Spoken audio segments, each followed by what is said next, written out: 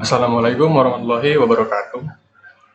Saya Hoyrul Anam, saya dari kelas TI 4303 dengan nomor induk 120 1190238. Di sini saya akan menjelaskan tentang kebijakan fiskal. Pengertian kebijakan fiskal. Menurut Kamus Besar Bahasa Indonesia atau KBBI, fiskal berkaitan dengan urusan pajak atau pendapatan negara. Kata fiskal sendiri berasal dari bahasa Latin yaitu fiscus, yaitu nama seorang pemegang kuasa atas keuangan pertama pada zaman Romawi kuno. Secara harfiah berarti keranjang atau tas.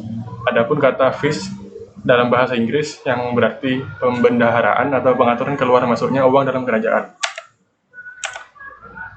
Fiskal digunakan untuk menjelaskan bentuk pendapatan negara atau kerajaan yang dikumpulkan dari masyarakat dan oleh pemerintahan negara atau kerajaan dianggap sebagai pendapatan lalu digunakan sebagai pengeluaran dengan program-program untuk menghasilkan pencapaian terhadap pendapatan nasional, produksi dan perekonomian, serta digunakan pula sebagai perangkat keseimbangan dalam perekonomian.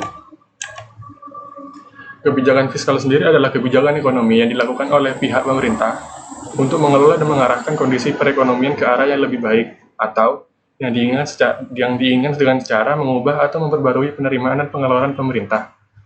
Salah satu hal yang ditonjolkan dari kebijakan fiskal ini adalah pengendalian pengeluaran dan penerimaan pemerintah atau negara. Macam-macam kebijakan fiskal. Yang pertama, berdasarkan teori ada kebijakan fungsional, kebijakan disengaja, dan yang terakhir kebijakan tak disengaja.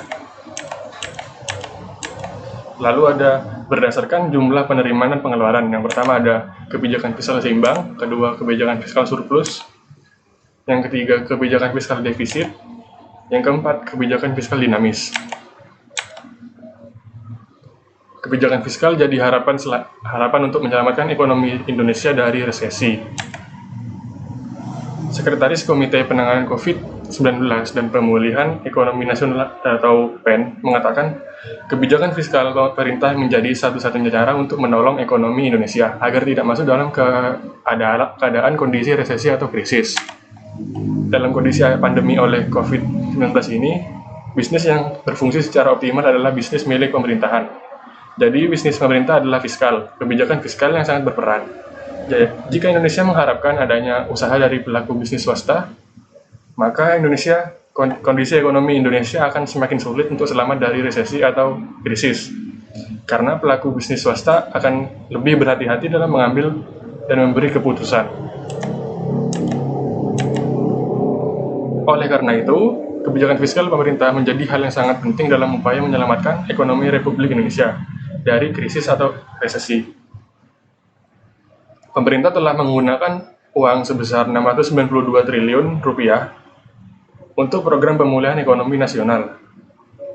Dari dana bantuan tersebut diharapkan pemerintah mampu membuat pertumbuhan ekonomi yang semakin meningkat.